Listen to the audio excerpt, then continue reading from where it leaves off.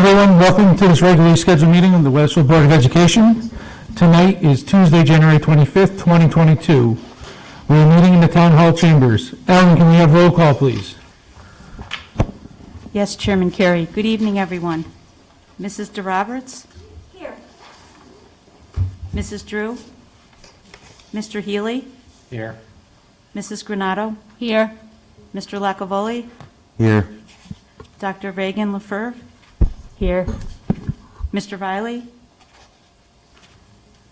Vice Chairperson Mr. Cassio? Present. Chairperson Mr. Carey? Present. And Wethersfield High School Student Representative Ms. Lena Usello. All present. Thank you, Ellen. If we could rise for pledge allegiance and have Mr. Craig and the students of Webb lead us.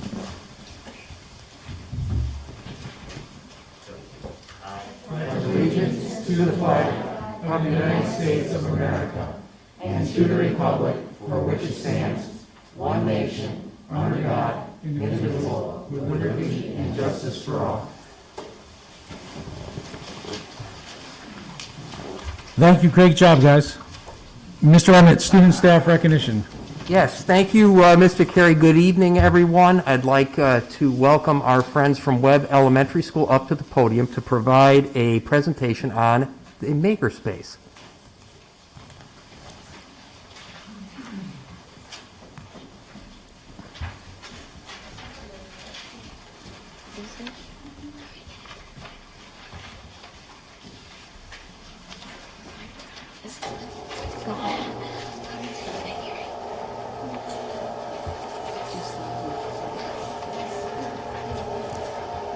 Do you want to tell me move the microphone down to him? Or move the microphone into his face?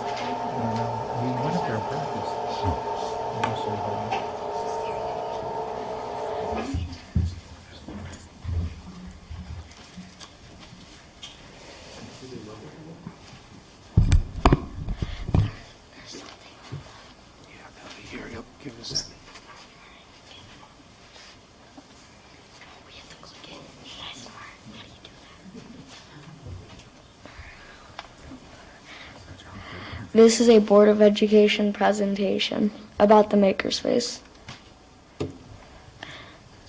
Welcome from the Student Ambassador Team. Hello, we are the Student Ambassador Team. We are a team of 6th graders that help with decisions around the school and help out with problems that may be hard to solve. Our mission is to make the school a better place. We have put together a slideshow presentation to show you the things we have done in the Makerspace.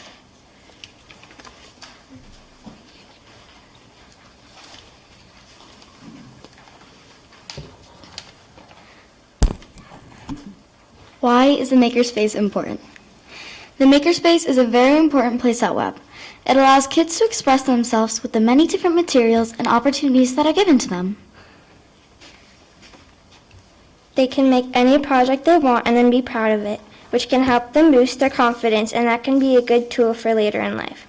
Us kids need our 21st century skills. You might be asking, what are 21st century skills? 21st century skills. Number 1, critical thinking. Number 2, creativity. Number 3, communication. And number 4, collaboration. The Makerspace allows students to work on each of these important skills.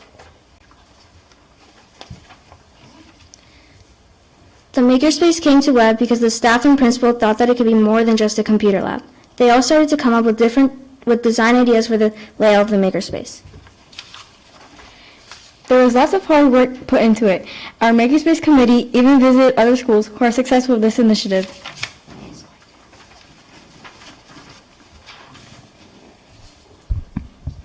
Projects. What have classes worked on in the Makerspace? The top picture is made by 5th grade classes and is a bridge to hold the most weight. The bottom pictures are made by the 6th grade classes and made irrigation systems to water plants.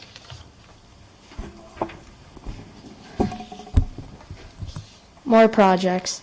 The picture top left and bottom right are pictures of the irrigation system being built by 6th grade to water plants. The picture in the bottom left and top right are pictures of other projects built in the Makerspace.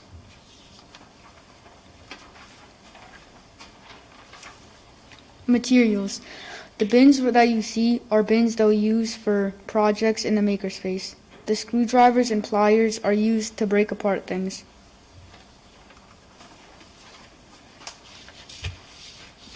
More materials. In the top left, there are iMacs that we use in the Makerspace to code and produce songs and music.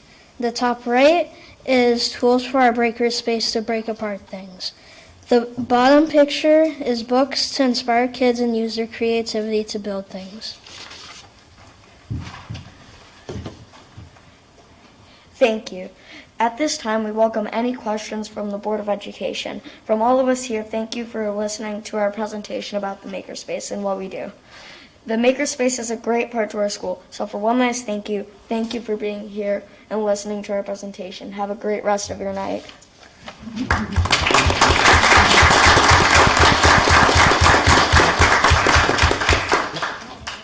Great job, everyone. Anyone from the board have any comments or questions? Can we get the lights? Thank you. Mr. Lacavoli. Awesome work, everyone. You should also be proud of the fact that you got up here and spoke. That is an accomplishment in and of itself. What was the most fun part about this? I think the most fun part about this was that we all got to work together and have a great time doing it. Mr. Cassio. Congratulations, great job, and I look forward to seeing you guys sit up around the board. So anyways, I have a question. Is this something that once you reach 6th grade you get to do? Is this a program that all 6th graders wait to get happening? No, anybody in web school can use the Makerspace. Okay. And how long have you been doing this program? We just started this year. Perfect. Thank you. Good job. Ms. Granato. I want to ask the question about the details. Like, is this a classroom or is it a traveling makerspace? Is it something that you can write to get into and be able to use during your free time? Can you just explain those details to me? This is something that you go like with your class and you work on projects that your teacher has like assigned to you guys, and you get in groups and you guys work together on a project. Thanks. Thank you. Anyone else? Yes, Dr. Regan Lefebvre. Well done to all of you. Something you mentioned, a few of you, is that these are really good skills that you're building for the future, but I just want to remind you that you're building them for right now. You know, that life doesn't start when you finish high school or when you finish college. 6th grade is pretty hard, and it seems like you guys are doing a really great job. So congratulations, and thank you for sharing your work. Thank you. Thank you. Mr. Emmett. Oh, yes, Ms. Roberts. Are these projects initiated mostly by the teacher or by you? So the projects are made by the teachers and assigned, but sometimes there's a lot of gray space, so we pretty much just get to use our imagination. Like if we're using Legos or something, you can just take charge and do whatever. Wonderful. Thank you. Good job. Nice job. Great job, everyone. Mr. Emmett.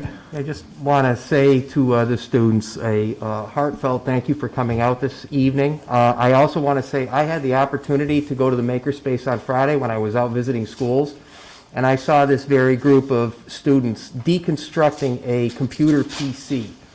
And for the entire time I was in the Makerspace, every one of those students were engaged. There was lots of collaboration. There was lots of talking. And at one point in time, Mr. Craig said it was time to go, and wind block was almost over. And I heard a collective sigh from every single student working on that PC. So I appreciate the collaboration, and I will tell you, that room, as you guys remember, that room was packed. We had lots of students in there doing lots of different activities. And what a great way to repurpose what used to be the old-style standard computer lab with 25 computers. Now that we're one-to-one, we've been able to free up this space and be able to rethink it and reimagine it. So thank you, students. Thank you, parents, and thank you, Mr. Craig. Thank you.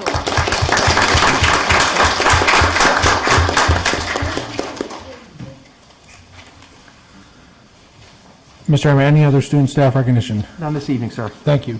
Moving on to the approval of minutes. Do we have a motion to approve the January 11th, 2022 regularly scheduled meeting of the Board of Education? So moved.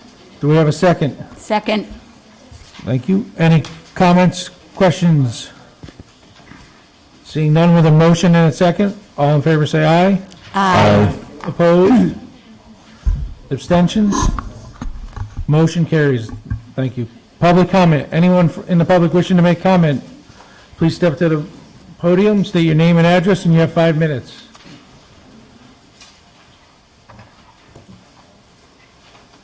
Seeing no public comment is closed. Mr. Emmett, communication. Yes, thank you, Mr. Carey. Good evening again. Just a couple of items for you this evening. As you can see by tonight's agenda, there's been a lot of activity going on by our Board of Education and our subcommittees, including our teachers and our administrators. We have a series of action items related to curriculum and instruction this evening, as well as an action item for the approval of a 5-year contract for transportation, which has gone through our Finance and Operations Committee. Also this evening, you'll have the opportunity for a presentation from our colleagues from Keen on Kids with regard to the after-school programming. And we'll also invite up a group from the Wethersfield Youth Voices Count survey to provide a presentation on the results. And then finally, with presentations this evening, the downside, we saved the worst for last, and that's the biweekly COVID update, although the numbers are starting to trend more favorable. Just a couple of other items that I want to bring up. I do want to mention again how proud I am of the partnership that we have with the Wethersfield Public Works Department. As I had stated last week on Martin Luther King Day, we had a situation at Webb where we had an 1.5 inch sprinkler head burst at about 2:41 a.m.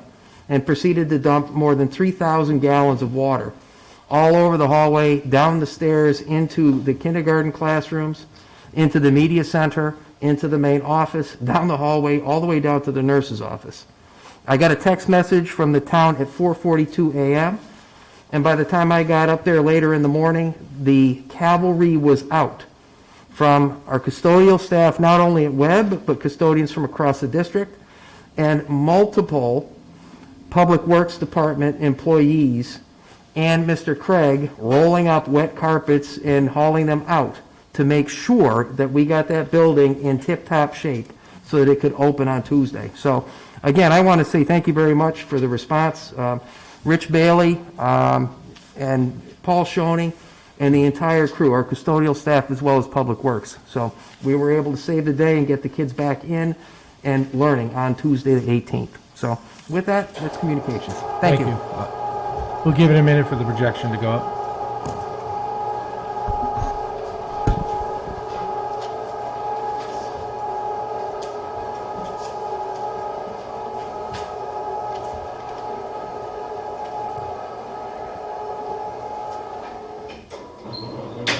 Moving on to action items. Mr. Healy, I believe you have a motion for us?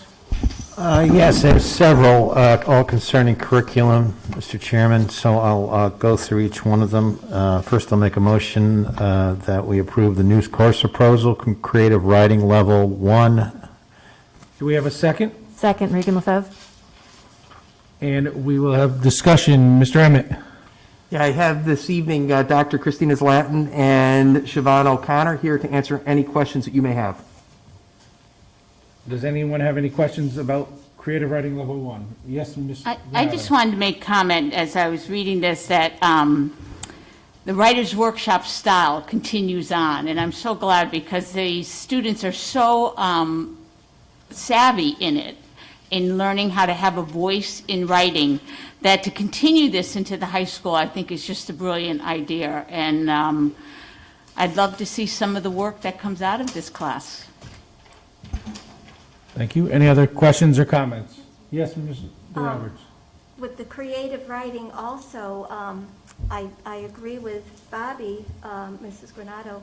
I also think in the times that we're living in with COVID, this is a really especially positive experience for the students to be writing their own experiences. So I really think it's the perfect time to bring this in, too. Thank you. Anyone else? Seeing none with a motion and second, all in favor say aye. Aye. Opposed? Abstention? Motion carries. Mr. Healy? Thank you, Mr. Chairman. I move that course deletion, ECS English 1010 Seminar in Academic Writing, reference 2A in your packet. Do we have a second? Second. Thank you. Any discussion, comments, or questions? Seeing none, all in favor say aye. Aye. Opposed? Abstention? Motion carries. Mr. Healy? Thank you, Mr. Chairman. Under number C, I move that new course proposal, ECE English 1007 Seminar in Academic Writing and Multimodal Composition, Level AP, that's reference 2B in your packet. Do we have a second? Second? Thank you. Any comments, questions, or discussion? Seeing none, all in favor say aye. Aye. Opposed? Abstention? Motion carries. Mr. Healy? Under number D, I move that recommended motion, course modification to delete ECE English 1011 Seminar in Writing through Literature and add AP Literature and Composition, and this is a level AP course, reference to C in your packet. Do we have a second? I second it. Any questions or comments? Seeing none, all in favor say aye. Aye. Opposed? Abstentions? Motion carries. Mr. Healy? Under E, I move we approve new course proposal, Forensics, Level 1, that's reference 2D in your packet. Do we have a second? Second. Any questions or comments or This will discussion? probably be the most popular new course we're predicting, but I think it's a great addition, and well, that was just my take on that. That's it. Thank you. Yes, Mr. Roberts? I also think the forensics course may be a way for some students who don't see themselves as being science-oriented to find out otherwise. It could be of great interest to a lot of students and really be a really wonderful introduction to a world that they hadn't thought about. Thank you. Anyone else? Seeing none, a motion and a second. All in favor say aye. Aye. Opposed? Abstentions? Motion carries. Mr. Healy? Thank you. Under F, I will move the new course proposal, AP Physics, C, Mechanics, it's a level AP course, reference 2E in your packets. Do we have a second? Aye. Yes, second. Any I'm questions just or really excited comments? about this one. Yes. Seeing none, all in favor say, oh, I just had one comment, is that, and I'm pretty sure that's the one where it said that when this wasn't in existence, this particular course, the students were self-studying for it. I have to tell you, that was the most impressive remark on this whole itemized piece here. That was awesome. yes, I believe it, at the meeting, they said if physics itself, you don't get AP credits, but you need the mechanics part. Am I right about that? It's a two-part. Our current offering in AP does not provide credit in a number of higher-level institutions, and so this would be one that would automatically get you credit, so that's why they have to self-study to take this test in order to gain credit in college. Now they can get to us. Excellent.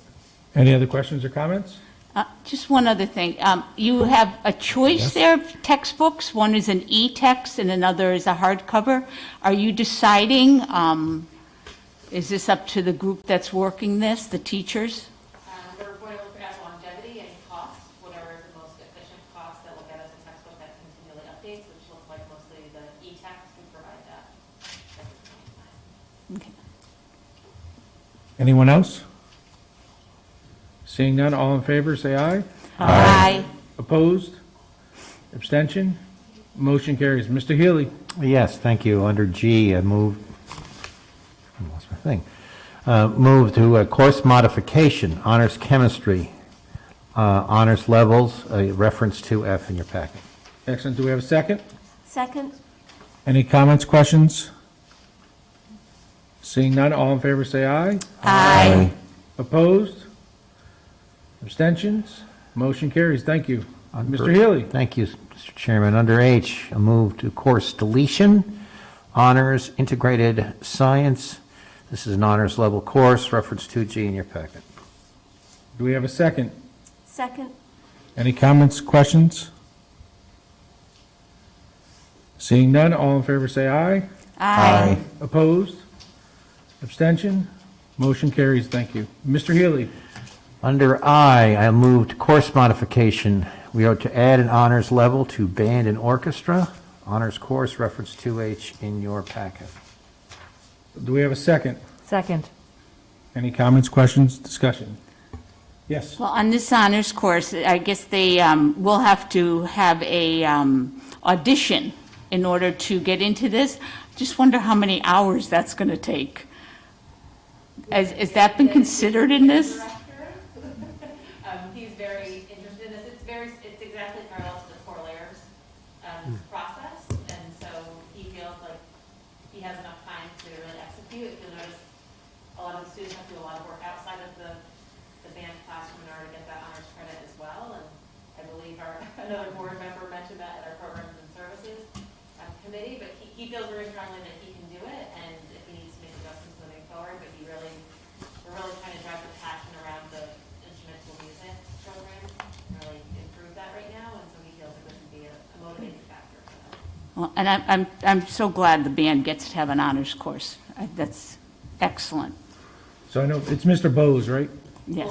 Well, so the discussion, Bobby, was exactly that, was there's honors course and there's other honors, and this had no honors credit available. So he felt strongly that our students should have that opportunity. And then Dr. Regan Lefebvre we had a lengthy conversation about the amount of work it's going to put on the teacher, but he's created the class himself, so he assured us that he could handle it. Good. But there was a lengthy discussion about the amount of pressure he's putting on himself. Very impressed. Any other questions? Yes. Yes. Not question, but just, to be an honors band, these are obviously very serious students, music students. And these serious music students are highly trained, and they exemplify the commitment to rigor. That's an essential part of becoming a continuously evolving artistic and critical thinker. I just have great admiration for everyone in the music program, and then to go through the process of being in an honors program is really commendable. Great. Thank you. We have a motion and a second. All in favor, say aye. Aye. Opposed? Abstention? Motion carries. Mr. Healy. Finally, under J, I move a course modification, and this is simply a name change from string ensemble to orchestra level 1, reference 2I in your Do packet. we have a second? Second. Thank you. Any comments, questions, discussion? Before we finally move on this last one, I just want to commend Siobhan O'Connor, her staff, all the teachers that met with us at the committee level, the discussion we had. And if I'm not fear of being contradicted, one of the points that came out was these courses were a collaboration effort that they came from the students who expressed a great interest in them. They were generated by their interests, and I think this sort of worked very well with our leader concept of working together. So I just wanted to pay tribute to their excellent work, and these additions to the curriculum I think are really good across the board and create a sense of vigor and aspiration that we need, that we continue to strive for here. So thank you. Thank you. Anyone else? Seeing none, all in favor say aye. Aye. Opposed? Abstentions? Motion carries. Thank you. Mr. Cassio, do you have a motion for us? I certainly do. It's a lengthy one, and we have a background. Board members have read the background regarding the award of transportation services contract for 2022-23 through 2026 through 27. It seems so far away, but it'll be up on our doorsteps. We'll be driving buses, all of us. Anyways, the recommended motion is that move that the Wethersfield Board of Education approve a 5-year contract for in-town regular education, in-town special education, in-town magnet, in-town parochial, athletic, late bus, extended school year, and field trip transportation services to Autumn Transportation, commencing on July 1, 2022. Further moved that the Wethersfield Board of Education approve a 5-year contract for out-of-town special education and out-of-town vocational school transportation services to Autumn Transportation, commencing on July 1, 2022. Second. Excellent. A motion and a second. Mr. Kazaka, do you want to come up and talk about the process a little bit? Good evening. You may have noticed in the Friday packet, there was a spreadsheet with some small font that was a summary of the proposals we received. Back in November, we posted an RFP for the transportation services that closed on December 20th. We received 3 proposals, including 2 of our incumbents, Autumn Transportation and Access Transportation Solutions. In January, we met with the Finance Subcommittee and provided the results, and administration was charged with negotiating with the contractors. And what you see here are the best and final pricing from the 3 proposals. At this time, Autumn Transportation is the lowest cost per diem in aggregate, and they also have the added value of securing 31 new vehicles for Wethersfield. So that is the recommendation from administration. Based on negotiations, we also secured an additional $90,000 in aggregate savings over the course of the 5 years. And Autumn's who we use right now for Correct. Correct. Right? Autumn is the incumbent for in-town. Access is currently providing out-of-town. Any questions or comments from Mr. Kazaka? I just have a clarification. I read furthermore. Do you want 2 separate motions, or is it together? Yes, please, 2 separate. 2 separate, so. Well, you did the second one, I second, so do the first one again, and I'll second it. Okay. So we're amending the motion, right? No, just, We have to amend the motion. I have to amend the motion, move that we amend the motion, repeat. Can you repeat? No, I'm only kidding. Move that the Wethersfield Board of Education approve a 5-year contract for in-town regular education, in-town special education, in-town magnet, in-town parochial, athletic, late bus, extended school year, and field trip transportation services to Autumn Transportation, commencing on July 1, 2022. Mr. Healy, do you second the? Second. The amendment motion? Thank you. Any other questions or comments to Mr. Kazaka? Yes, Dr. Regan Lefebvre. I'd like to thank Mr. Kazaka for keeping this so tightly budgeted. Obviously, the budget is always tight.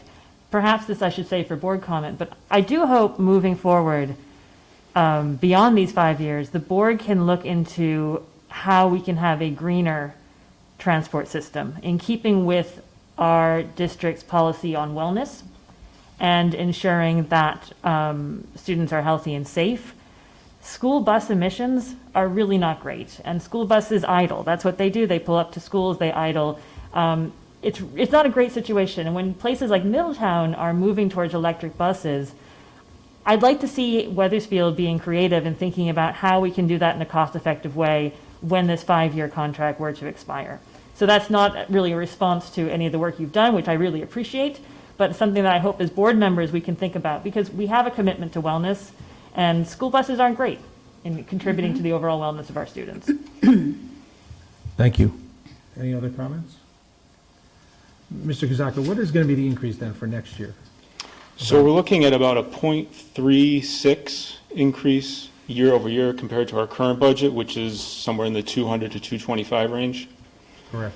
Which is substantial. When you look at the spreadsheet, the Type 1 bus is increasing about 8% year over year, and then the remaining 4 years, it's 3 to 2%. The last sheet that was in the Friday packet is a comparison of where we currently are, and then the next year rate compared to about 32 other districts. And we're still well below what could be the perceived market value and well below the mean. So we're getting value, but unfortunately, the first year is going to see a little bit of an increase. Thank you. Anyone else? Seeing none, do we have, all in favor of the amended motion, say aye. Aye. Opposed? Abstention? Motion carries. Mr. Cassio. Furthermore, move that the Wethersfield Board of Education approve a 5-year contract for out-of-town special education and out-of-town vocational school transportation services to Autumn Transportation commencing on July 1, 2022. Do we have a second? Second. Any comments, discussion? Seeing none, all in favor say aye. Aye. Opposed? Abstention? Motion carries. Thank you, Mr. Kazaki. Thank Great you. job. Thank you, Matt. Thanks, Matt. Mr. Emmett, reports and discussions. Yes, this evening we're going to start off with an update from the Keen on Kids After School Enrichment Program. Judy and Carolyn, come on up.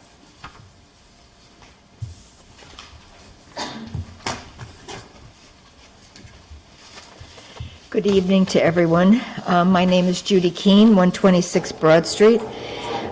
This is a great opportunity for me to thank the Board of Education, especially Mrs. Bobby Granato for serving on our Keen on Kids Coalition, and Mr. Emmett and Mrs. Distoli for all of their support, as well as school administrators and staff. I don't think we could do any of this without the staff in the schools, for your support for the Keen on Kids after-school enrichment programs, and now for the hands-on learning in the elementary schools.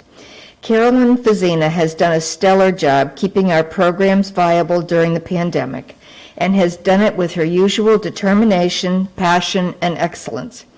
Our programs were limited last year, but Carolyn will tell you about the very successful comeback. Thank you, Carolyn, for all you do for the children of Wethersfield. I was told it's okay if I take this down because I got a lot to say. Although I told Judy I wouldn't make it too long because I can tend to talk a lot about these programs because I'm so excited about them. But what we'd like to do, we haven't been here in a while. We used to come every year and kind of give our updates, and we haven't, obviously, for certain reasons. So we just wanted to come in and kind of give you an update of what we had done through the pandemic and what we're doing now. So in 2020, we held some virtual programs. We held some during that Wednesday where the children had basically like no formal school. So we had some virtual programs then. Then we also were able to hold some virtual programs with the 5th grade only. We did 2 different programs, and what we wanted to do was try and enforce the skills they need in their next generation science standards and in the science tests they take in 5th grade. So we went in and did an engineering program and an adaptation, program. They were super successful. Actually, we didn't go in, we did them virtually. They were really, really successful. The kids loved it. And from that, I'll talk a little bit about how that kind of turned into one of our new programs. Right now, we just finished our fall session, so it's our first time back since all of this has happened. We had less programs than usual. We had a bit of a slow start. COVID availability of instructors kind of had us start slow, which was not an issue. We had 570 enrollments and 363 unique enrollments, which means unique students. The winter-spring session, which is what we're actually in right now, the registration opened on January 5th. I have to say that this is actually the first session that I think we've had the most programs that have reached their maximum as far as number of students we can hold, which is amazing and so exciting. I think what we're seeing is these kids and families are really eager to get back to school, fun, being with their friends, that sort of thing. So I think that's what we're seeing. So we're really excited. We have great enrollment right now. We continue to work hard to make things equitable between all our students. We also have 2 musicals that will be happening this spring, Frozen at Highcrest and The Wizard of Oz at Webb. So we're very excited about those programs. They each have about 30 kids in them, so a lot of kids are partaking in those. See if I can go to the next. So, whoops, yeah. So one of the things we have noticed, though, in the fall session was that we didn't get great enrollment in that session, and I had visited a couple PTO meetings, and what came out of it was I realized we had actually sort of quote-unquote lost 2 grades, 5th and 6th grade, had left the elementary school during the whole COVID pandemic, and we got 2 grades of new families, kindergarten and first, who really potentially knew nothing about our program. And one mother said, my daughter's in 1st grade, and this is the first time I've ever been, this year's our first time in the school. So it got me thinking that we really needed to kind of step back and almost think about that we're starting over as far as getting the word out about our program. So what I did was I created this, you'll see an example here on 10 facts. So basically it's 10 facts about our program. It introduces the site coordinator. This is the general one, which has a picture of our 5 site coordinators that work after school. It also, this is the general one, but each one specific for the school has times, what happens after school, where do the kids go, who watches them, that sort of thing. Well, I know especially for parents of younger children that this has come up before, just wanting to feel secure that their kindergarten is going to be not just left to find their way to wherever they need to go next, but we really do have a process for that. And then the other thing I've started is sort of what I'm calling a new partnership, and that is with your school and family School Family Community Partnership Liaison, which for elementary school is Jesse Pickett. He works with Kim Bobbin. So he and I are working together to get the word out about our program, kind of communicate the benefits of after-school programming for families. We're talking about how to reach brand new families to the district in the best way to get the word out about our program. So it's great that now I have sort of a comrade, I should say, someone I can work with to get another person to help me get the word out about our program. So that's the after-school program. We received this summer a grant from the Wethersfield Greater Together Community Fund of $8,000. One of the things we realized when we did that virtual 5th grade program, and it was so successful, that it was something that kids were really, really interested in. It was an opportunity for us to provide additional enrichment, and this is science-based enrichment to the students in Wethersfield elementary schools. So we have partnered with the school district. Specifically, we worked with Sally Distoli and Ann Malloy, and we are proud to say we will be serving we're hoping to serve every Wethersfield elementary student with science-based in-school field trips. These field trips were, these programs were developed with the school district to connect directly with the curriculum, science curriculum for that grade. So we basically went through the curriculum and picked out sort of the topics that we felt would be the most interesting to create a hands-on experience for the kids, but also helping them build skills that they'll need for testing, or just different science skills that they will need. So we've created some hands-on, what I believe are exciting skill building and supportive programs. This is just a quick, I won't talk too long, I won't go through every one, but these are the programs that we have come up with for each grade, and a little bit of a description. They should be in your packets as well. I will say that we have a phenomenal instructor for this program, Andrea Glico. She has been an instructor for our after-school program, she developed Big Time Science. She also does a gardening program. She does many programs, actually. But she is the one that actually put together the programs themselves after she met with the school district's representative. These programs, so we go into the school. The lessons are about 45, 60 minutes long. We're creating a monthly schedule that we will we've already been, and I'll show you, we've already been in all the 6th grades. We're working on the 5th grades. So we're working with the teachers. We're developing schedules, and we communicate directly with the teachers to find the best time to come in. We're not completely funded our total amount that we needed, so we started from 6th grade. We will do our best to get to 1st and kindergarten. That might be programs that we do kind of collaborate, like with everybody, maybe outside at the end of the school year when it's nice and we can do something all together.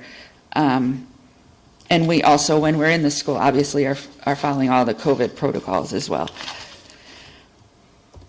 So I just wanted to, this is our 6th grade program, was Where Do Calories Come From? I learned all about calories from making, they made butter from heavy whipping cream. Let me see if I can get this to run real quick. Wait a second. It's pretty funny to watch, actually. So they made butter from whipping cream, and so that they could visually understand milk contains proteins, fats, carbohydrates, that sort of thing. They learned about different caloric values of fats, proteins. The kids, I will say, were phenomenal. They actually, one class sent us a slide presentation, and every kid wrote a slide. Like I said, I could go on and on, but every kid learned something different. We did it right before Thanksgiving. Some of the kids made butter for Thanksgiving. They went home, talked to their parents. They said, oh, my mom didn't know that this. So that's really our goal, is not just to come in and do this program, but have it facilitate more thinking outside of school and take that home with them, get them thinking. They asked about food, their food that they make, the different ethnic food, and how did that relate to calories and that sort of thing. So it was really, really engaging. We had a great time. And then this is, let me see if I get this a little, nope. Come on, there we go. 5th grade, we did the engineering process. We use only paper and scissors, and the kids were given a series of tasks to help them learn about trial and error. One of the big things is that you can make mistakes, and part of that process is you make a mistake and then you keep continuing. The boy holding the paper with all the triangles, they had to only make 10 cuts in a paper, but get 20 triangles, and that was the only instruction. So they had paper, they all tried to do it with a sheet of paper. Then slowly they started to realize they had to fold the paper. We did tell them they could work together, because that's part of the process, is collaboration, so they started to figure it out. The other one is they had to make something that, 2 pieces of paper, no more than 2 pieces of paper, that could hold their shoe. And then you can see a lot of them took it even further. They were holding their Chromebooks, their shoes, their water bottle, so they were figuring out how to construct those.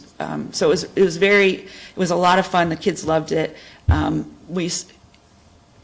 You can see that they really are craving this sort of interactive type of program. So we are really excited to be able to sort of branch out from after school to in school. We appreciate very much the collaboration with the school district to let us be able to do that.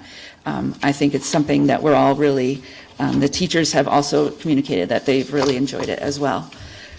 And lastly, I just always encourage people to reach out with any questions or suggestions. That's how our program has grown and how it continues to flourish.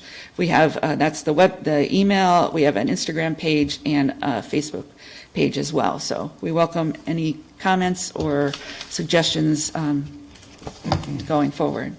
And I'd like to thank you very much. Thank you, Ms. Rosina. You're welcome.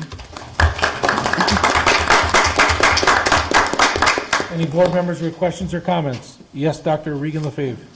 Thank you so much. I want to applaud you on a really excellent program, and thank you for saving my bacon so many times with your after-school program. And I'm not sure if you appreciate that many parents cobble together after-school childcare by putting together different after-school programs. Especially, I have several friends who are teachers, and they're like, oh, if I can just get that extra hour, I don't need to hire somebody like a babysitter to pick up my kids, and I don't need to send them to the Y. And your program is extremely affordable. It's really fun. my daughter's done like 7 or 8 different ones. She's done yoga, she's done photography, she's, Right. you know, everything. She's an afternoon athlete right now. Yep. So it's great. It is like a nail-biting experience of logging on January 5th to see if you're going to have spaces for the ones that you Yes. need. So any earlier that could happen, I know that's working with Parks and Rec as well. Yeah, that's pretty much there. But I probably shouldn't say this in an open forum, but I think there's a way that you can make a wish list. So I've heard of parents making their wish list and loading it up with the classes they want, so that 8 o'clock in the morning on January 5th, they just have to kind of push a couple buttons and they're all, but yes, I have heard that. It can get quite dicey. We actually, the first year we did this, we started, we did it when school, it was like we conflicted with something, so it became, I think it was later in the day or some morning, and it just became even harder because parents had to get their kid to school and then go back real quick, and so we've adjusted a little bit, but yeah, I'm thrilled that your daughter has enjoyed it, and that's really what we want them, trying so many different things to see what they like to do. That's the idea. I mean, it's a lifesaver in terms of affordable Great. aftercare for a lot of kids. So Yes. thank you so much. You're welcome. Thank you. Any other board members? Yes, Ms. Granado. I would be remiss if I didn't thank our fairy godmothers. But being on the Keen for Kids Coalition group, this doesn't happen with a magic wand. This happens through a lot of hard work and a lot of organization, and I thank you. I thank you for letting me be part of it. I thank you for giving so much of yourselves to Wethersfield. And I am going to give a shout out to Wethersfield because I find plays for children one of the best ways to strengthen their literacy. And we have 2 of our elementary schools doing a play, and I would love somebody to come forward and help with the other 3 so that we all can be part of a literary experience in doing a play. But I have to tell you, I am in awe of Keen for Kids, so thank you. You're welcome. Mr. Cassio. Thank you. It's great to see you. You too. You know, everyone looks good. Thank you so much. Great program. I remember when it first got off the ground, and everyone was like, oh, boy. Yeah. And look at This where is you our are. 5th year, so Yeah, we're excited. Look at where you are. We've been through a Yeah. lot. Congratulations. Thank you very for much. everything. Thank you. Appreciate it. Mr. Roberts. I just wanted to comment on the quality of the programs. They certainly are worthwhile, and just, I really commend you for the work that has to go into that, the Thank you. planning. It was really impressive. Thank you. for doing Yeah, I do that. try to make sure that we have a good wide variety of programs that will meet, not every kid wants to be an athlete, and so I try every session to have a good array of programs to choose from for each kid, and I do work hard to make sure that our instructors are, they're quality programs, so, yeah, thank you very much. Anyone else? Do I remember right? Didn't this start off in 1 or 2 schools only? Yeah, so we were Charles Wright, I a know for pilot sure. program at Charles Wright. It actually started with a bunch of parents who wanted to bring some enrichment to the school, and they didn't necessarily have the funding through PTO. So they went to the Keene Foundation and got a grant to hire somebody to find programs and bring them into school after school at Charles Wright. At the time I had students there, I was part of PTO. I got hired to do it there, and we were really, really successful, and the foundation saw the success. And at that time, they were having their after-school program at the community center, but we're only reaching about 30 kids or so, and I think we had like 300 enrollments, so maybe, I don't know, a couple hundred kids or 150 kids at one school, and they saw the opportunity. So that's how it started, yeah. And then they have committed now to, really this is the sole commitment of the foundation, is to make sure that this program lasts forever, and we can potentially grow or just make it available to as many kids as possible. So, yeah, that's how it started. Yeah, a lot of hard work on your end, I know. Yeah, I remember. no, it's a labor of love, so. Yes, no, but we appreciate it, and my daughters have gone through. Yeah, I know, your all kids have been in everything, They've been actually, in so, everything for yeah. 5 years, so thank you, Ms. Keene, it's been Yeah. awesome. Yep, thank you for very all much. your hard work. Thank you.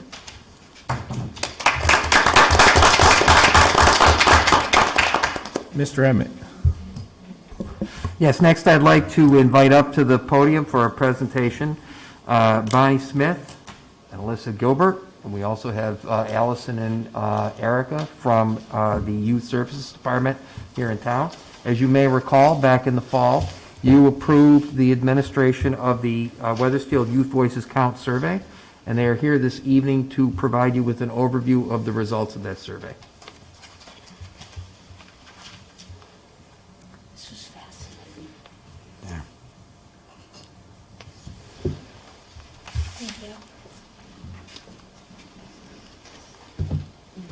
Okay. Good evening, Board of Education members and Superintendent. My name is Erica Texera, and I'm the Assistant Director of Social, Youth, and Senior Services for the town of Wethersfield. I'm also joined here tonight with Alyssa Nadeau, the new Prevention Coordinator, as part of the Drug Free Communities Grant, as well as Bonnie Smith and Alyssa Gilbert from our Youth Voices Count Survey Consultants.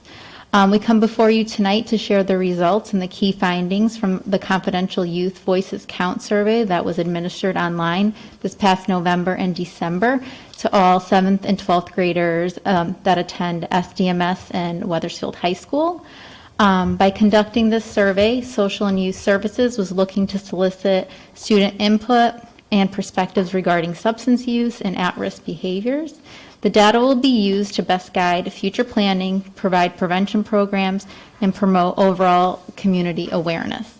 We appreciate you allowing us to come here tonight and share this important data. I will now turn it over to our Prevention Coordinator, Alyssa Nadeau. She'll be sharing additional information regarding our Drug Free Communities Grant and our work of our coalition. Thank you. Good evening, everyone. Hi, everyone else. My name is Allison Nadeau, and I'm the Prevention Coordinator for the Town of Wethersfield Social and Youth Services, and I was hired under the Drug Free Communities Grant. Do you mind if I take this off? I talk too fast. My job is to facilitate the Wethersfield Helping Others Through Prevention and Education Coalition, which is also known as We Hope, and work directly with the Youth Advisory Board. The Drug Free Communities Grant financially supports biannual assessments, data collection, and analysis. This tool helps us determine not only what prevention programs we need to provide to the Wethersfield youth, but also what educational programs we need to provide to parents and the community at large. The Youth Voices Count survey produces data that strengthens local planning to address youth behavioral health issues, as well as help with the applications for competitive, data-driven grants. The data collected in the 2019 survey supported the highly competitive Drug Free Communities Grant that I'm excited to announce that the Social and Youth Services, in conjunction with the Wethersfield Youth Advisory Board and the We Hope Coalition, was awarded in 2021 and will continue to do for the next 4 years. The Drug Free Community Funds has also provided Wethersfield with the opportunity to collaborate with Scouts Collective to build the We Hope brand and coalition website, which will be live in a few weeks. The grants funds also helped with professional development and training from established prevention organizations, such as the Community Anti-Drug Coalitions of America organization. And also it helped purchase the We Hope swag items that are in front of you. I want to close with this. We Hope's mission is to be a community coalition dedicated to engaging and mobilizing youth, parents, and community members to reduce youth alcohol and drug use and to create a safe and healthy community. If you're interested in joining our efforts or learning more about our work, please feel free to contact me. My business card is also in all of those cups, as well as a QR code with a link to our website. Now I'd like to welcome Bonnie Smith and Alyssa Gilbert to present the data. Thank you. Thank you, Allison. Thank you all for taking the time to see these results tonight. As Allison mentioned, I'm Bonnie Smith. I haven't actually seen all of you before. I was here in 2019 to present our results.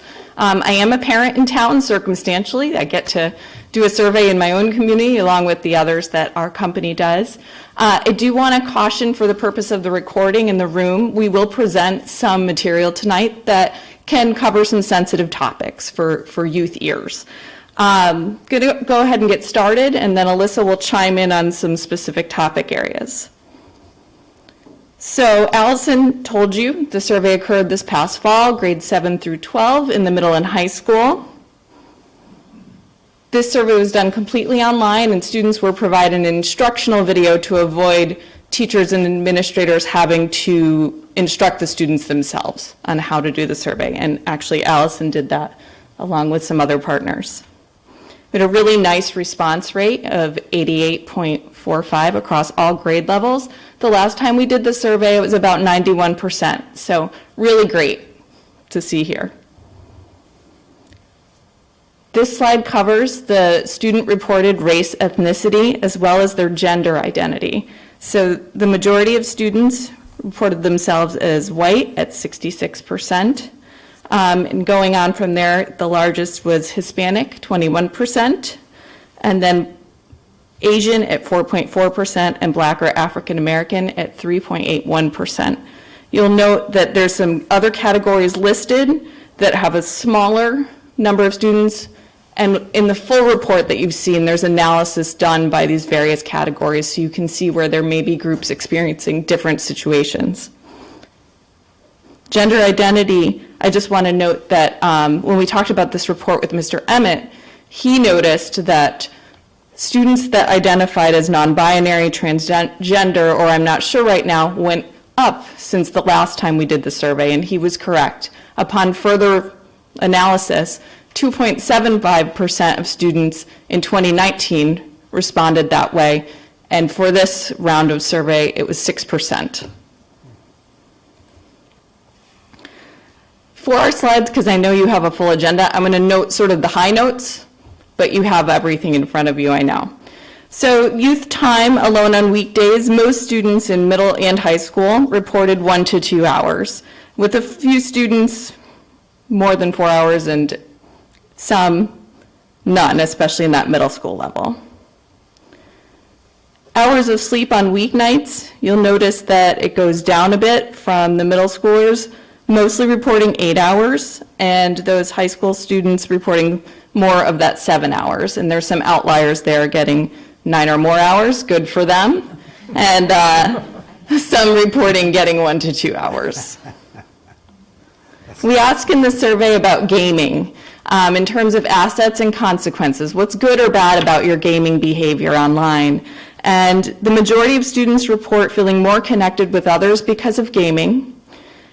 And then some students are reporting seeing things that their parents or guardians would think were inappropriate. And then beyond that, we see that some students say they don't get enough sleep because of gaming. We look at a somewhat parallel question regarding social media, and there's a similar pattern with students feeling connected to others because of social media. And I also want to highlight that many students report they feel better about themselves because of social media, but many also report they feel worse about themselves. And it's possible that you could select both of those answers in your response to this question, because one day it might be good and one day it might not be so good on social media. Looking at bullying, the data don't look much different than 2019. They've stayed quite even. But 57% of students reported they had never been bullied before, which is good to hear. We have those small number of students that's saying almost every day they're bullied. Those are students, of course, I would be concerned about. I think we did a calculation. I think that comes out to about 7 students, that 1.3%. Or the total. I think it was 7 students when we did it, though. Types of bullying, being called names stands out, especially for that middle school. And you'll see middle school sort of pops out here in the green. Exclusion stands out, and rumors for middle school. High school, it's all about that same pattern, but just a little bit less of it. And the places students report being bullied.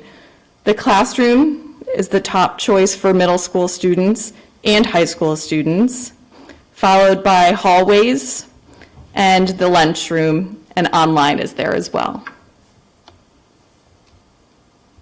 Looking at emotional health, I know this is a big interest of many school leaders and teachers, and certainly in the work that Alyssa and I do day to day.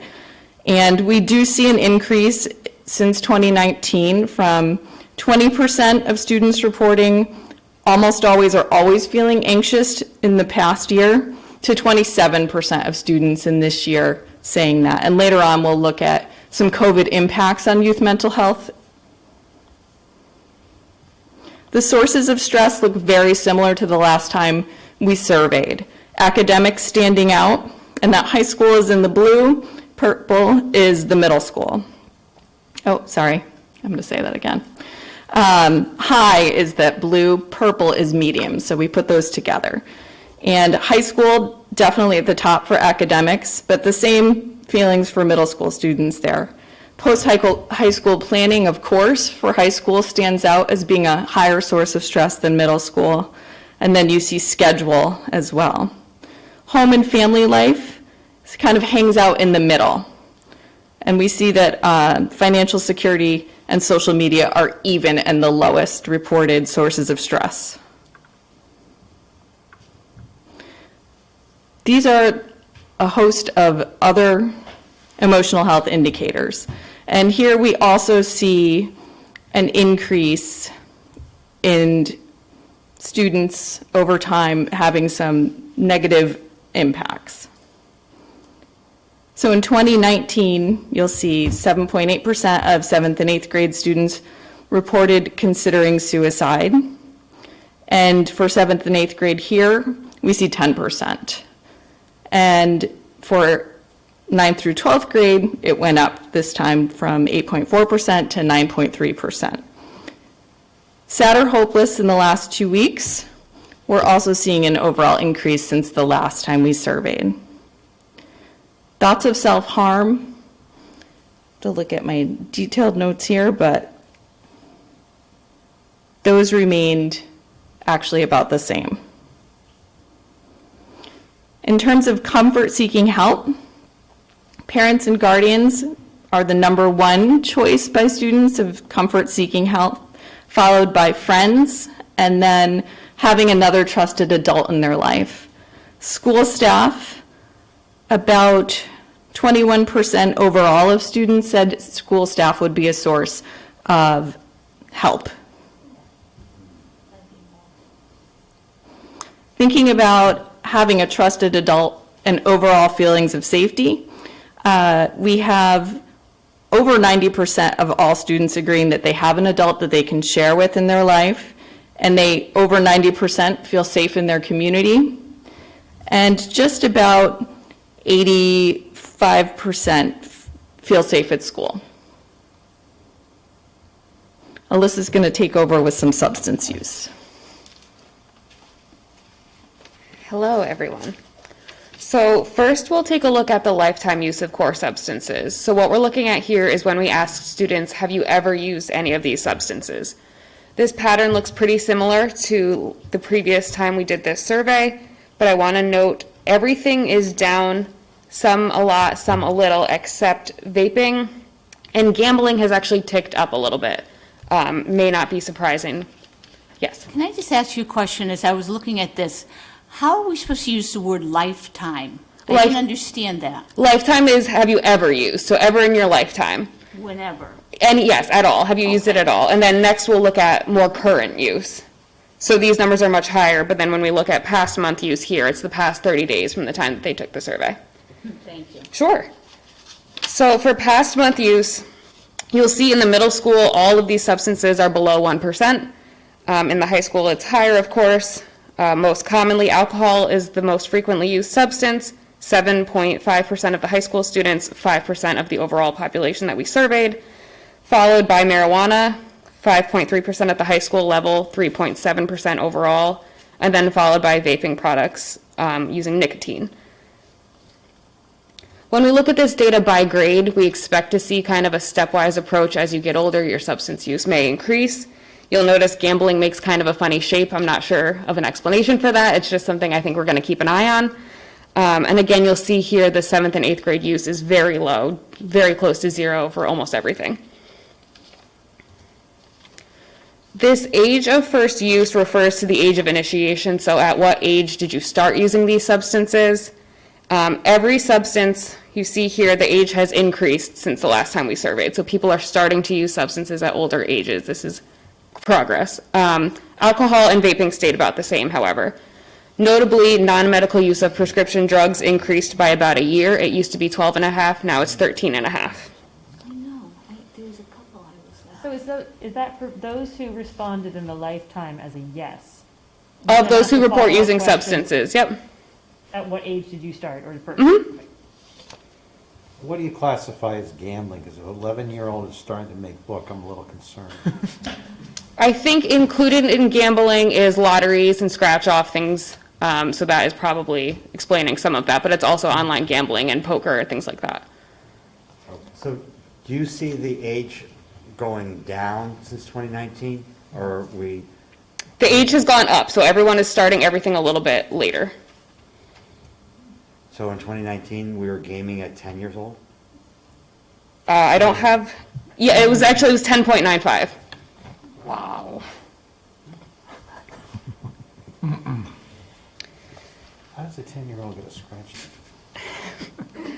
Next, we'll look at perception of risk and harm. So what we're asking here is, how much do you think people risk harming themselves physically or in other ways when they use these substances? So we want these to be pretty high. And this looks similar to how it did in 2019. You'll see that marijuana is the lowest and prescription drugs are the highest. So overall, 66% of students reported they perceive moderate to great risk from using marijuana, and compared to almost 88% reporting moderate or great risk for non-medical use of prescription drugs. This refers to how easy it is for youth to access substances. Of those who reported using substances, how many reported that it's very hard or sort of hard? We also want to see these nice and high. All of these substances are perceived as slightly harder to access than in 2019. Alcohol remains the easiest, 62% reporting that it's hard, and prescription drugs remaining the hardest, 86% reporting that it's very hard or sort of hard. Looking at where youth are acquiring substances, where are they getting it? Most commonly, vaping, alcohol, and marijuana, they report getting from their friends and peers. Tobacco and prescription drugs, they report getting from home without a parent's permission. Looking at where they're using substances, you'll see vaping products, alcohol, and marijuana are all most commonly used with friends at their home or at their friend's home, followed by at a party. Non-medical use of prescription drugs is the only one that is most frequently used at home alone. For use at school, and this includes school events, including sporting events and things like that, it's actually quite low, and it's less than in previous years. However, vaping kind of persists at the high school level. About 5% report using at school. That's down a little bit from 5.5% previously. We're seeing less driving under the influence overall. However, I want to note that more youth report driving under the influence of marijuana than alcohol. It's almost double, or more than double in each of these measures. You have a nice complete list of this in the packet. I'm giving you an abbreviated one, and I'll give you an abbreviated version of this even when I speak, but just so you know, this is a list of experiences and perceptions that are statistically associated with lifetime use. So on the left, you'll see middle school and high school youth who have used any substance in their lifetime are more likely to have thoughts of self-harm and have acted on self-harm behavior, to have considered suicide in the past year, feel less comfortable seeking support from a parent or guardian or a teacher. And then over on the right, for high school youth who have used any substance in their lifetime, they're more likely to report having been bullied in the past 30 days, experience anxiety in the past year, so much so that it makes life difficult, feel sad or hopeless for 2 weeks or more in a row. They're also more likely to report having had sex under the influence of drugs or alcohol, and have experienced more violence, discrimination, and worried about food. And we'll talk about both of those topics in the next sections. This is a look at the trend data from the high school, in particular, high school youth 9 through 12. You'll see 2016, 2019, and 2021 data, and then the percent change from 2019 to 2021. You'll notice everything has gone down, except, as we discussed, e-cigarettes, nicotine are kind of remaining the same. And then gambling has gone up a little bit, although those are very small numbers, 2.3% to 2.5%. I also want to point out that marijuana experienced quite a reduction from 7.6% to 5.3%. That's a 30% reduction. So I think that's going to be a point we're going to watch going forward, knowing that the climate around marijuana has changed. This is that same data, but visualized. So if you're more of a visual person like I am, you can see how some of these things are really declining. E-cigarettes may be remaining more stable. Note the methodology change in 2016. We just asked about using e-cigarettes, and then in 2019 and 2021, we separated using nicotine versus other things like flavored liquids. And then again, to me, gambling kind of stands out here as maybe not going down, perhaps going up.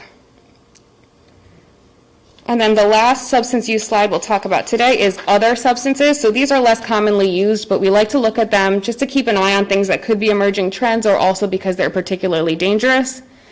CBD is here not because it's illicit, but because it's part of the context that may be informative. 6% overall of the sample reported using CBD products ever in their lifetime. 2.2% report ever using inhalants. 0.2% report using heroin and fentanyl.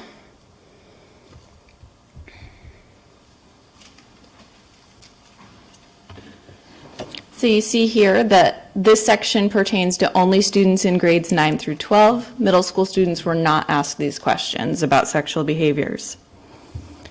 So we see actually a little bit of a downward trend in students reporting, yes, that they had been involved with sexual intercourse or had oral sex in their lifetime.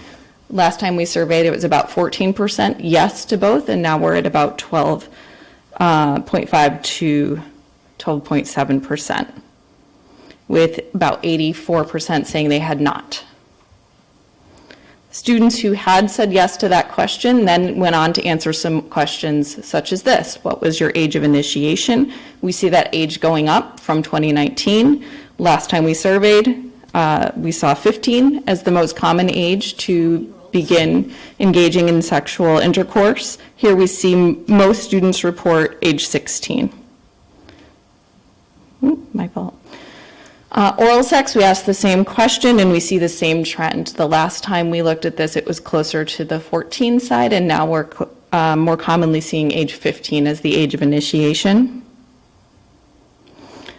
All students in the survey were asked about having talked with their parent or guardian about what I'm going to call safe sex, and 43% said definitely yes, and 7% said not sure, and about 50% said no, they had not had that conversation with their parent or guardian. Students who were engaged in sexual behaviors were asked about their use of products to prevent STIs as well as to prevent pregnancy. So that darker blue shows you that about 30% engaged in these behaviors did not use products to prevent STIs, and about 25% did not use products to prevent pregnancy. Conversely, though, we do see a nice range of always and almost always in those same categories. And if you put those together, you get closer to about 50% of students saying that, especially with pregnancy prevention, getting closer to 65% even. We ask about barriers to safer sex activities, and we look at that by male-female here. So females are worried about parents finding out, with about 47%. And then males are more concerned about cost as opposed to females. Embarrassed to buy, the males and females are pretty close. And then I want to point out, just because this is Board of Ed and as folks interested in education, there's a good chunk of students who don't know what products to use or how to use them, with about 17% of females reporting that and 16% of males. We have some questions that we looked at this year about COVID impact on mental health and substance use. So looking at mental health, we have how much did you feel in terms of anxiety, being more or less in this time, and we use sort of a vague sense in this time of COVID. Feeling down, sad, or depressed, and then feeling lonely. So 54% of youth feeling a little or a lot more anxious. And then you have those youth who say, I feel the same, there's no change, and that's about 28%. And then some youth report less anxiety too. 46% feeling a little or a lot more sad or depressed. Same pattern though, with some having no change. And then 47% feel a little or a lot more lonely. And then you have, the 31% who had no change in that. Looking at problems with family or friends as a result of this COVID time, most students said they had no change in that regard, with 46%. And then you see that combination of a little and a lot more at about 19% of students saying they had more of it. Access to mental health supports, very nicely, not seeing a lot of change there. So our mental health providers really stepped up, I think, and our school supports perhaps. And then a few students saying, 12% saying a lot less. It was important that we looked at substance use because that's one key component to the survey and how COVID may have impacted use and access. So we see that most students report no change in terms of alcohol, e-cigarettes, marijuana, or THC, but then you see that 14.9 to 15.4% who say a lot less use of those substances occurred, which may account for the reductions that we see since 2019. And it's something we'll be keeping an eye on as we go forward.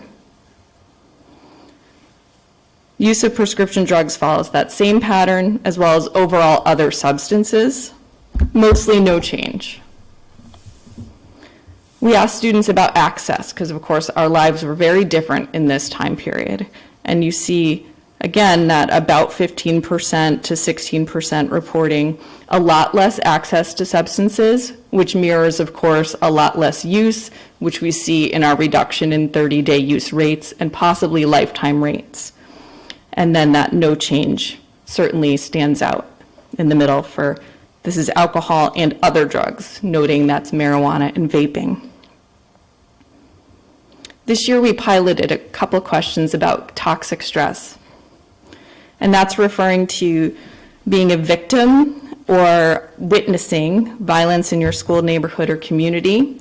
Have you experienced discrimination? And that had to do with certainly race, ethnicity, sexuality, gender identity, or other things. Having housing problems and worrying about having enough food, so food insecurity. 30% of students reported having seen or been a victim of violence in their community, neighborhood, or school. And about the same reported having experienced discrimination. 6% reported having housing problems, and about 8.6% had trouble with food insecurity. This is grades 9 through 12. We went ahead and laid this out so you could understand the combinations of the toxic stress indicators and how they sort of hang together. So looking from the top, experienced 4 is about 2% of high school students having all 4 of these occur in their lifetime. Having experienced 3, it's 3.65%. And you can look across the purple and see where those combinations work together. And that's where you see experienced violence, food insecurity, and discrimination at 1.7%. Having experienced 2, it's very clear that that's 13% of students, and that's the violence and discrimination combination. And then the 1 mirrors what we just looked at in the last slide. And most students experiencing 1, that's 28% of the students. I know this is a complicated table. We walked through it with Mr. Emmett, but I felt like some of you might want to see how these hang together. And then lastly, we asked the students, do you want to see the data when we have it? And this is the highest number of students we've ever seen saying, yes, they want to see the data. 56% of students, usually it's like 50, 49%, but 56% of students, so I'm sure Allison will find a way to incorporate that into her messaging in the community. So that was a lot of talking. We're happy to answer questions or clarify things for you. Thank you so much. Any board members with questions? Yes, Mr. Lacavoli. First off, I want to thank you for doing this and for presenting it in such a concise and clear manner as you explained it and as you presented it. I really appreciate data. You can see a lot through it. I actually have two questions. Did you say that you've done this in other towns? You've conducted a similar survey? Oh, yeah. Did you see, when you look at our numbers and the numbers in other towns, were they comparable? Or were there certain things that were going on here that aren't going on elsewhere, or vice versa? I'll let my team jump in. I'll start with when we look at comparison data, we always like to look by community type or the old SDE DRG. So I would say of surveys of comparable communities, they're falling right where we'd expect. Wethersfield falls where we'd expect for comparable communities, yeah. And also, were there any numbers that you noticed within our town that surprised you, either here in Wethersfield or compared to those other towns? I wouldn't say I was surprised, but I was saddened to have the confirmation about students' mental health indicators increasing around anxiety and depression. Alyssa, did you have any? No, I think that's what stands out to me too, the change in some of these mental health things, particularly anxiety, suicidal ideation. Those really jump out. Substance use going down is great. The mental health challenges going up is not. But this school is not alone in that. True. Thank you. Any other questions or comments? Yes, Ms. Granado. Who else sees these results? What other organizations? Does the school system, I know you're presenting it to the board, but does it go to like our curriculum people? Does it go to the police department? Who else gets this? It is up to Allison and Erica. So our goal is to take this data and bring it back with our team and make some implement some focus groups to get a better comprehension of the data and get some anecdotal data. And then our goal is to begin to work with different community partners, so such as the police department, and then also have ways to reach out with the community and facilitate education on what's going on within our community. And also using this data to build programs specifically off of the core measures that we see here. So we really want to get this out into the community as far and wide as we can, so people are educated on what's going on. Could you come up there? I missed you, I'm sorry. No, we want to get it, this information out to the community. We want transparency, and I know we'll work with Mr. Emmett to get it out to school staff in different, various ways. But the goal is to get it out there so people are aware and, can have a pulse on the community. We have our analyst with us tonight in the audience. He has a comment. So you might can have you to step come to the up. mic, please? Sure. Thank you. So people at TV can hear you. What's that? So the TV can hear you. Oh, yeah. So I'm Lucas Smith, 126 Meadowgate. I had the pleasure of sitting inside this data for the better part of 2 weeks. And one thing we do when we present it is we want to keep it at the highest level for presentation. So that's why you see it cut by middle school and high school and overall. And then you saw a couple slides by female and male. But at the end of all of this, we go through every single one of those questions and we look at it by male and we look at it by female and we look at significance. Is there a significant difference between male answers to this question, female answers? And then we also do that by race. So you saw that at the very front of the presentation, we had race. We do it again by race. And then we look at it by students that have used substances in their lifetime. And then Mr. Emmett made the observation in an earlier meeting about the gender identity population being larger. So when you do this type of work,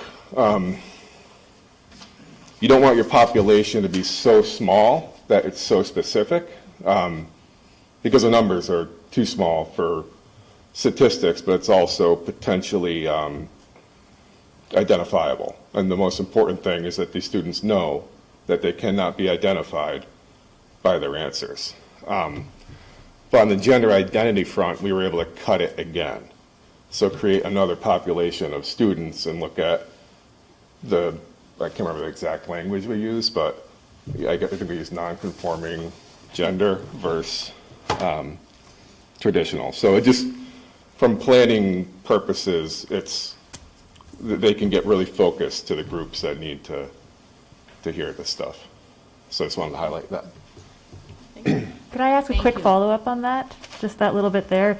Did you find, for example, without compromising the anonymity of the survey, whether students who were gender nonconforming or who were trans had higher rates of bullying and also of poor mental health?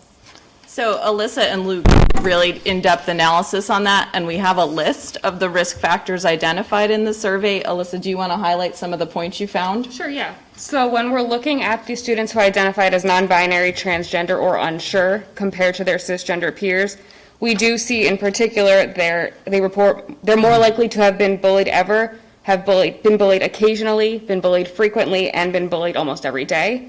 They're also more likely to have felt anxiety, have had thoughts about hurting themselves, have considered suicide, those depression symptoms, and then also they are more likely to have felt some of those emotional health impacts from COVID-19.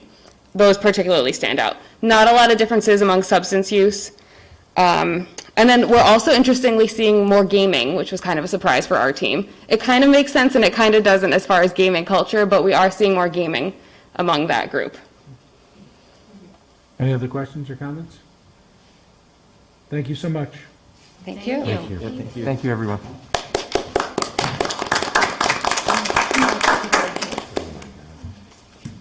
Mr. Emmett, COVID-19 update. All right. You want to wait till he moves Sure, us up, I guess? absolutely. Yeah, let Mr. Barebolt come up to the podium.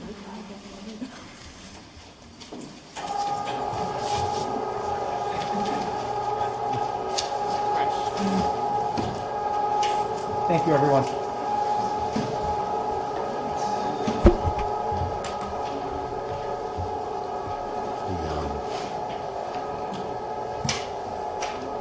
All right. Mr. Emmett, COVID-19 update. Thank you, sir. You've received an awful lot of data this evening, so we have just a little bit more anecdotal data to share with you with regard to COVID-19. So as of this evening, the district has seen a total of 791 positive cases from August 30th through today. That breaks down to 653 students, 138 staff members. And staff members, that's Wethersfield Public School staff, that's Chartwell's employees, that may be a bus driver from Autumn or Access. And again, we're seeing numbers across all schools. I will tell you, as we look at the data, we continue to see a lot of spread among families. So it is the entire family that is getting sick. So earlier this week, I had reported, I believe it was 29 cases yesterday across the entire district. That encompassed Saturday, Sunday, and yesterday. I will say that, for example, over at one of our elementary schools, we had multiple cases, and all of those cases were connected, multiple pairs of siblings. So we're seeing a lot of that at this point in time. From the quarantine standpoint, right now, currently as of today, we have only 14 students in quarantine. And again, that tends to be exposure from within the home environment. We have not seen any discernible outbreak within the schools. I will say, having been recently over at Silas Deane Middle School, the tendency for the masks to be down is frequent. There were a lot of reminders, but overall, we're not seeing the spread within schools. So again, I think it speaks to our mitigation strategies and making sure that they continue to be in place. I do also want to let you know that with regard to the testing kits and the masks, we have an ample supply right now of N95 masks. Mr. Barebolt has been instrumental in getting those out to schools. And in addition to that, the COVID test kits, we have them over at Stillman. We have them distributed out to all of our nurses. So any student or staff member that is exhibiting any type of symptom whatsoever, here's a kit, get yourself tested. So we are expecting additional resources coming from the state. We got an email from the state this afternoon. We'll be partnering with our municipality to get additional kits and masks out into the hands of our teachers and our students. I will say also, with the mask distribution, we got the first batch of masks. They were the teal masks. They were the N95. They were terribly uncomfortable. We received the next shipment. They were Honeywell. very similar, actually, what Mr. Carey's wearing, modeling it this evening. So they are much more comfortable, and we've seen many more staff members wearing these as opposed to the teal model. So from a vaccination standpoint, as you know, every Friday in the Friday Update, I provide you with the latest data on what's going on at the state level. And, you know, it's interesting, over the past couple of weeks, we peaked in Wethersfield with 225 cases per 100,000 a couple of weeks ago. And then last week, we dropped down to 169.5 cases per 100,000. So, as I said earlier during the meeting, the trend is now downward. So this afternoon, I reported in my communication that went out at 5:15 today. Today, we had a total of 12 cases, and only one of those cases was a staff member. So we are seeing the trend going in the right direction. In talking with Charles Brown, who we meet with on a weekly basis, you know, Charles also sees the trend heading downward. So I am hopeful, I am cautiously optimistic, that we're moving in a direction where we'll see the numbers really start to drop off. So, Mr. Barabal, anything from your perspective? I know you're still out and about in all of the buildings. I'm out and about. We're actually placed an order with Anthony, Mr. Dignati, and he's going to send it in tomorrow. We're going to get more tests. We have an ample supply. Our nurses are doing a great job of evaluating students, anybody who's sick. They're getting the kits to who needs them. Parents have called, said my child's home sick. They come to the school, they give them a test kit. It's not just being at home. So we're being very proactive, getting the test kits out to everybody. We're getting more. We have an ample supply. I'll get more out to schools. I have the masks out to the teachers. Anybody who wants more, I get them out to them. Like Mr. Emmett said, today we reported 11 students, 1 staff. We're starting to see the trend down from where it was at the high point. It's a good sign. It's a good direction. And again, like I said, we mirror what goes on in our community in the state, and we're starting to do that now. So we're going to continue to do what we need to do. I'm going to get more tests out to the schools so we have that tool in our tool belt to fight this and keep our sick people home so we can mitigate that. And we'll keep doing what we're doing. I think we're headed in the right direction. So hopefully we can turn this corner and get back to more normal things where we can, you know, go back to early October. We're reporting 0 on a day and just worry about educating the kids. That's the main purpose here. But we have plenty of supplies, and we'll keep doing what we're doing. We'll make sure that the schools and the nurses and the parents and the staff have what they need to test and make sure they're healthy and ready to come to school. Yeah, thank you, Mr. Barabal. I do want to let everyone know that, you know, I had said before, we lost our nurse supervisor, Chloe Bobrowski, who was instrumental in the reopening process and really kind of our eyes and ears from a health perspective. And we did advertise that position, and ultimately we made a decision to hire and promote from within. So I'm very pleased to let everyone know that Elda Marcelinas, currently the nurse at Charles Wright Elementary School, has been selected as the next nurse supervisor for the district. Right now, at this point in time, Elda will continue her work over at Charles Wright to maintain the level of continuity of care at that particular school.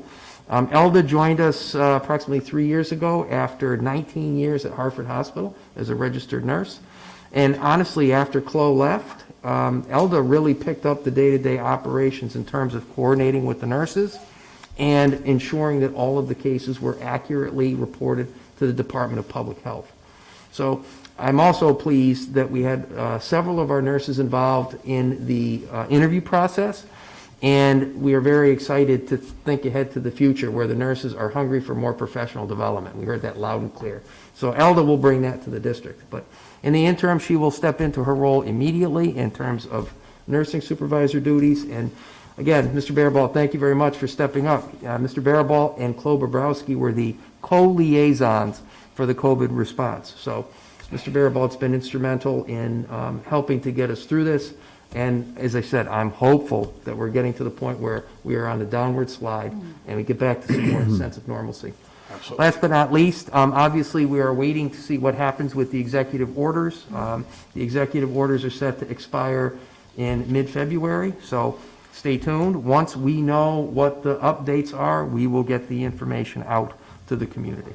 So with that, we stand ready to answer any questions you may have. Thank you, Mr. Emmett. Mr. Barabal, any board members with questions?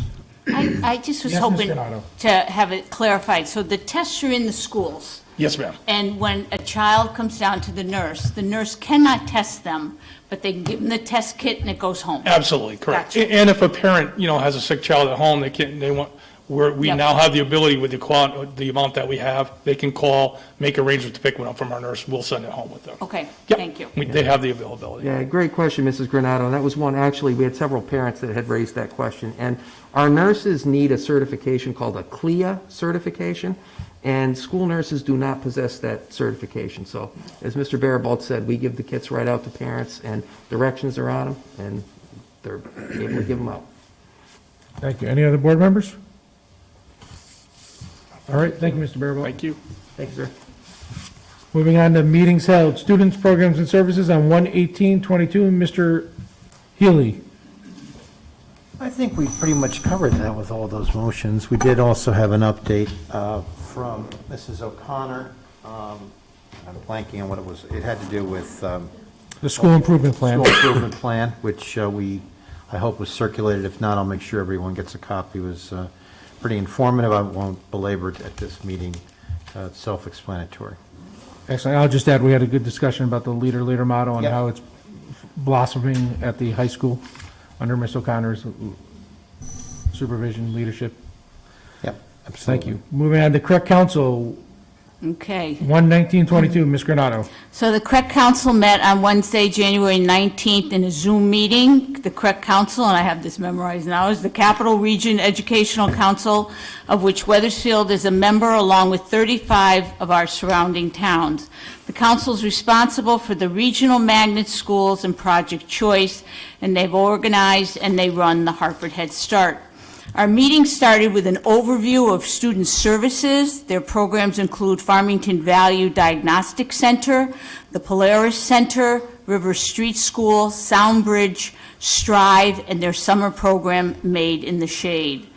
Committee reports, we heard from the Legislation Committee on their focus for this year's General Assembly session, and then we heard from the Finance Committee, and both committees are focused on the tuition issues and resources for capital improvement. Executive Director Dr. Greg Florio and the Council's Chair Lydia Tadone spoke of the need for the state to focus on the tuition for the magnet schools, and they both applauded the CREC staff for their passion to teaching and working during this challenging pandemic. The consent agenda was voted on and approved for our 21st Century Community Learning Center program, which is a program that provides homework assistance, academic enrichment, and recreational opportunities to children after school, as well as literacy and educational services to families. Tim Sullivan, who is the superintendent of CREC, spoke of the successes of the social and emotional curriculum that's in place, as both students and teachers have struggled with the anxiety during this COVID crisis. And any information about CREC and council meetings can be found on their website. Thank you. Thank you, Ms. Granato. Facilities and maintenance, 1/19/22, Mr. Cassio. Thank you so much, Chuck. The Facilities and Maintenance Committee met on Wednesday, January 19th at the Stillman Building, 6:30. We had a full house with committee members, Janice, myself, Jim, Bobby, and Matt Lacaboli joined us that evening as well. So what we started with was where we were. The committee got a complete overview from the ground up as to what was happening, what we've done, and how we got to the point where we are today. And besides that, in your report, there was, in the superintendent's report, pretty much an outline of the entire meeting, of what happened, pretty much word for word. But for those that did not attend the meeting, we did a geotechnical boring. We're done at Hamner and Highcrest. These reports were in our packet.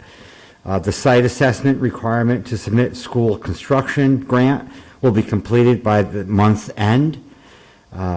The enrollment study update is expected to be completed mid-February, and the document is necessary for communication aspect for the project as well as submission to the state school construction grant. Educational specs for Hamner and Highcrest are being worked on. The superintendent and both of the schools have worked together in collaboration, Highcrest and Hamner staff, faculty, as well as a retired administrator from South Windsor. We discussed shifting the referendum to the fall in order to allow enough time to be able to be effective communication with the project while avoiding any potential violation. We have not received word from the state as to whether they intend to visit the site for new builds. So there's a lot of things ongoing, a lot going on that are uncertain at this time. But the good news is that we're maintaining a positive movement, and that's what we have to do. And so there are some different changes within the state of Connecticut as far as who has reports, who talks to people. So there's a lot of new shifting of personnel that we're dealing with. The good news is that we are being very transparent. The superintendent has had conversation with Bonnie Therian, the acting superintendent, to inform her of the update and timeline referendum and to request a timeline from the bond council so that we have further refined our schedule. There are funds in the 2% reserve to cover the costs of the referendum.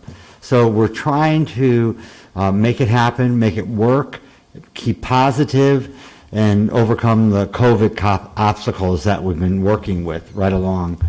And board members that were present, you want to add anything or have any concerns or questions?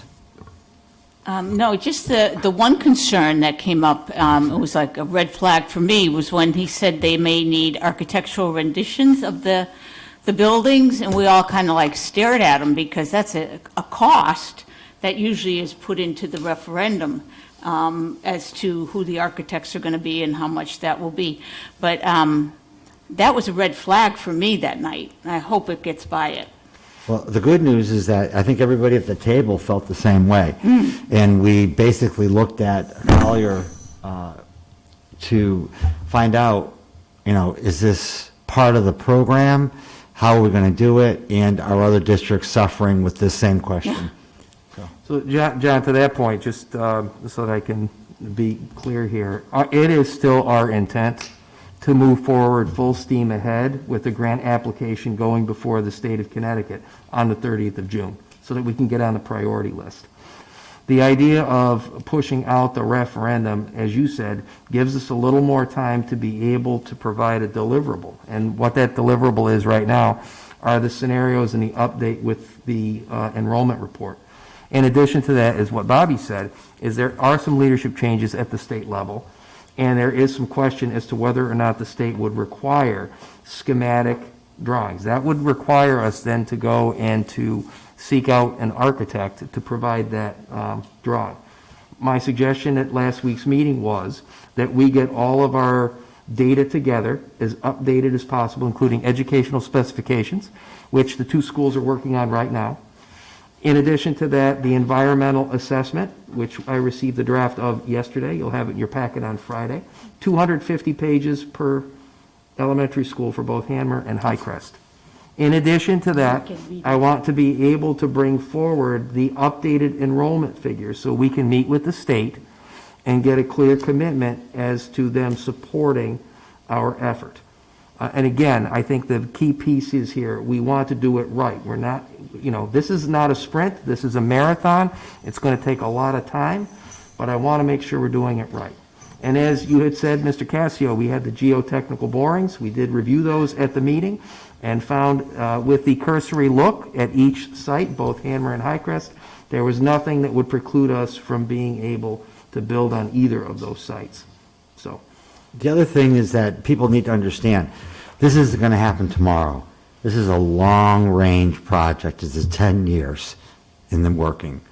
And the group has been meeting for the past 5, trying to figure out what we're going to be doing with our schools, elementary schools at this time.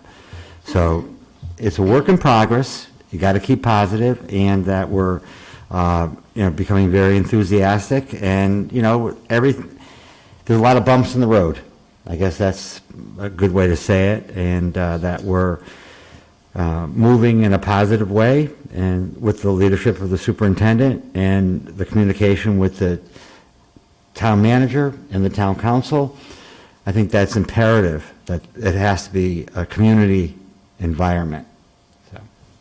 Thank you. Moving on to meetings scheduled. Policy and Planning 12422, which has already happened. Mr. Emmett, do you want to give us a quick update, as Mr. Riley is not here? Yeah, absolutely, be happy to. The Policy and Planning Committee actually did meet last evening over at the Stillman Building. I had a series of policies through our council, Shipman and Goodwin, that needed update and attention.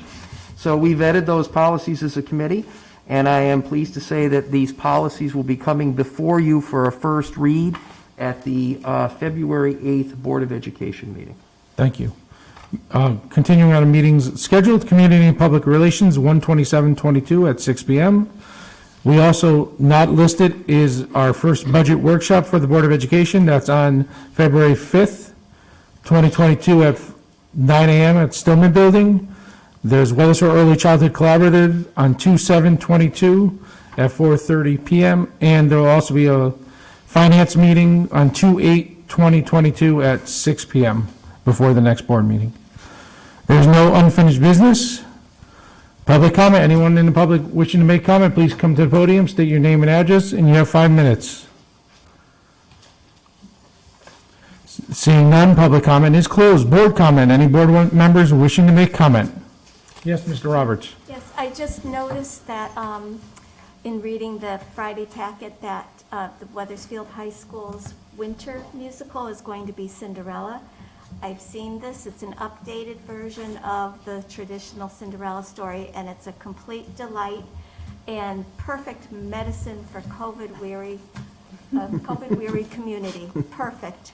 Also, I noticed in the Hartford Current, let's see, this was Monday, a Wethersfield senior had on the opinion page had a op-ed column on why you need to visit your local movie theater. Very well written, explaining why we can't wait until COVID is over, because then the movie theaters might be gone by then, and how some movies are, you just have to see them on the big screen. But in any case, just the fact that Ivana Rodriguez put herself out there and was published. I think that's really remarkable, and she deserves a lot of praise for that.